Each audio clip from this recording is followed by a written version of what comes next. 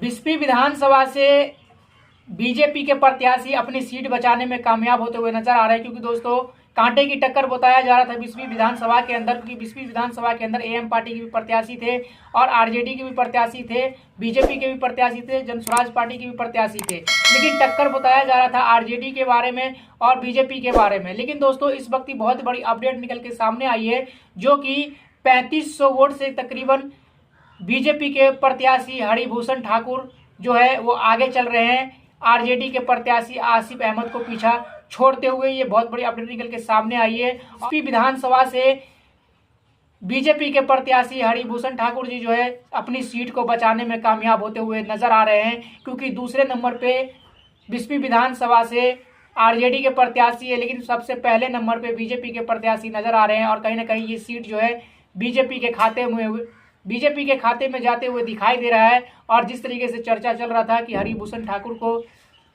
बिस्फी विधानसभा से उखाड़ के फेंकने का काम किया जाएगा, लेकिन ऐसा कुछ भी नहीं हो पाया है। और हरिभूषण ठाकुर को बिस्फी विधानसभा की जो जनता है वो फिर से जिताने के लिए जा रही है। और तकरीबन आरजेडी के प्रत्याशी से बीजेपी के प्रत्याशी 3500 वोट से तकरीबन आगे चल रहे हैं। अभी तक की ये अपडेट है दोस्तों, हो सकता है कुछ आंकड़ा बढ़ गया होगा, लेकिन कहीं ना कहीं बिस्फी विधानसभा की सीट जो है क्लियर होता हुआ नजर आ रहा है और बीजेपी के खाते में जाते हुए नजर आ रही है। और हरिभूषण बचोल ठाकुर जो है वो कहीं ना कहीं अपनी सीट को बचाने में कामयाब होते हुए नजर आ रहे हैं। यहाँ पे कड़ा हार का सामना जो है आरजेडी के प्रत्याशी आसिफ अहमद साहब को करना पड़ सकता है। दोस्तों जिस तरीके से काउंटिंग हो रही है, जिस तरीके से अपडेट निकल के सामने आ रहा है, उसके मुताबिक आप लोगों को बता रहा हूं कि पहले नंबर पे बिस्फी विधानसभा से बीजेपी के प्रत्याशी आगे चल रहे हैं, दूसरे नंबर पे आरजेडी के प्रत्याशी चल रहे हैं, लेकिन कहीं ना कहीं सीट बचाते हुए बीजेपी के प्रत्याशी नजर आ रहे हैं बिस्फी विधानसभा से। और बिस्फी विधानसभा की सीट जो है